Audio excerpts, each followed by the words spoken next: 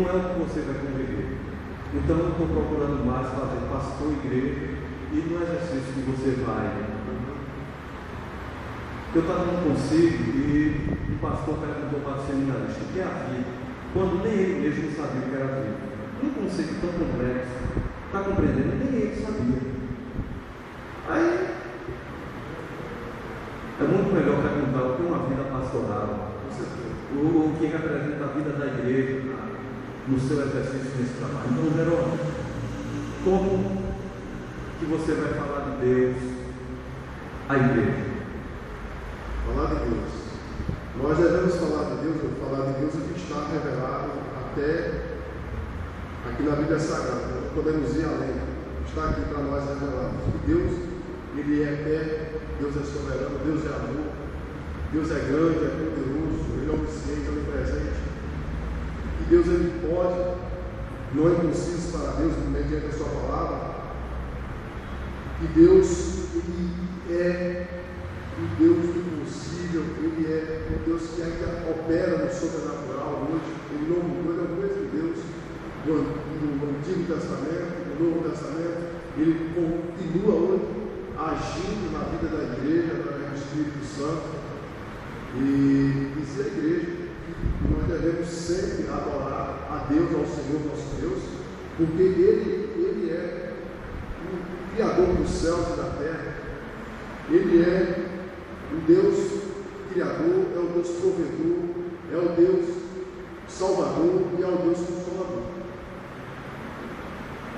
Mas se alguém pedisse a você uma prova de Deus, por um momento, houve certa vez um congresso em que um cientista ele estava desafiando o povo a provar a existência de Deus e que Deus é vivo.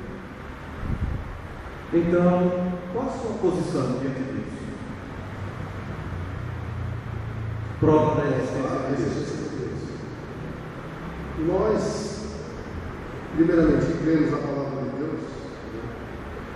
Eu creio que a Bíblia, ela é a maior prova que Deus existe, a Bíblia Sagrada. E a transformação que Deus operou na minha vida e tem operado na vida de muitos outros, né, é uma grande prova também da existência de Deus. A natureza também é uma grande prova da existência de Deus. O sol, a lua, tudo é uma grande prova da existência de Deus. Mas ficará muito difícil de nós dizer Deus existe, a pessoa contrapor, dizer que Deus existe, se aquela pessoa não crê, porque a Bíblia diz que para se chegar a Deus é preciso crer, é preciso ter fé. Se a pessoa não crê, se ela não tem fé, então fica muito difícil de ela crer que Deus existe. Então eu creio que o primeiro ponto é ter fé, para que ela possa crer. E a Bíblia, é uma das grandes provas que Deus existe. E a transformação de milagres na minha vida, na vida das outras pessoas, é um grande sinal da existência de Deus. Eu gostaria que você pudesse citar 12 princípios batistas que você mais se identifica. Se quiser citar mais, fique à vontade. Eu já falei a questão da autonomia, né, que a Igreja Batista tem para trabalhar, né, dentro do seu contexto, a igreja está inserida, ela tem autonomia para trabalhar, tem aquela questão da liberdade, né, religiosa, e cada crente é livre para servir ao Senhor, para cultuar ao Senhor, não tem imposições. Então, seria a liberdade e a questão da autonomia da igreja. Como pastor, como você vai administrar as sessões da igreja? Se a igreja é autônoma, ela pode tomar uma decisão. Aconteceu numa igreja batista o seguinte: o pastor tinha uma pessoa para liderar o grupo de música. Mas como as coisas na decisão da igreja, pelo voto, né, o número, e uma pessoa da igreja, que tinha, entre aspas, influência, procurou alguns membros, posso assim dizer, comprou o voto, e na hora, alguém levantou, indicou o nome da pessoa e ganhou totalmente a pessoa fez. No seu caso, como que ficaria essa decisão? Como se comportar diante de uma decisão dessa? Havia o nome de uma pessoa na agenda. Você disse que a igreja é o dono. Havia um nome na agenda. Então, na hora, o pastor abriu espaço, entrou o nome de uma outra.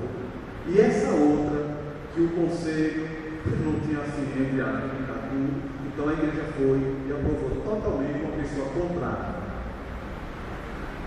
Qual seria a sua decisão? Você falou da autonomia da igreja. Nós temos que primar pelos princípios estabelecidos. No caso, já que se for detectar essa questão, como se fosse posta contra, não, mas depois foi isso mesmo. Aí a pessoa foi eleita. Eu quero saber o seguinte: qual é a sua posição? Se a igreja é autônoma, se essa decisão permanece ou não. Mediante o princípio, né? Vou considerar aqui, vamos dizer que o pastor Rinaldo trabalhasse aqui o seu nome para ser um pastor auxiliar. Ali tudo bem. E ele abre o espaço e pergunta se a igreja quer. Então a igreja vai, no grupo de irmãos, e a gente quer que inclua também o nome de João na votação. Aí na hora não dá o seu nome, dá o nome de João. A igreja é autônoma ou não? A igreja é autônoma. Então, qual a decisão que prevalece? Deveria prevalecer a primeira indicação. Mas se a igreja tomou outra decisão, aí deve-se a conversa, né? O pastor não vai concordar com isso. Eu não concordaria com essa situação. mas você não está dizendo que a igreja é autônoma das suas decisões? Sim, autônoma as decisões. E vai de encontro ao que foi estabelecido, aí não é igreja, é autonomia. Não, mas se o pastor abriu espaço para a congregação da igreja e se entrou o nome do irmão, então a partir daquele momento que o nome da pessoa foi para a votação, foi oficializado. Então o que eu quero mostrar para você é o seguinte: que sessão, vou trazer outra pergunta. Então, como que você pretende se posicionar diante de uma sessão? Porque não vai muitas vezes, não vai ser a vontade do pastor nem a do conselho, mas aquilo que a igreja precisa. Pronto, vamos dizer que o pastor Reinaldo faça aqui uma campanha e diz: irmãos, vamos pintar aqui a igreja.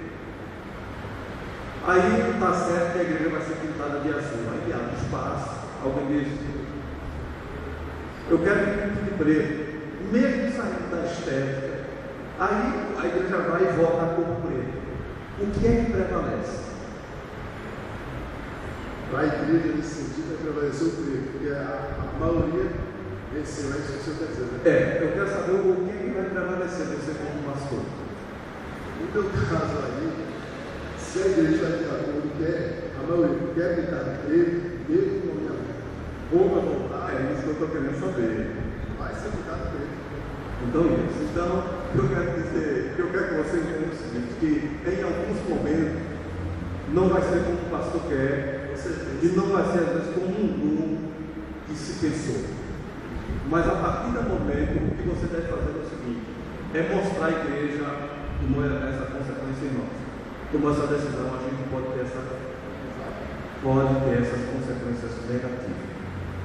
É apenas isso que eu quero dizer, porque isso você vai, com certeza você vai enfrentar, mas depois Deus vai lhe dando graça, você vai aprendendo, isso é normal.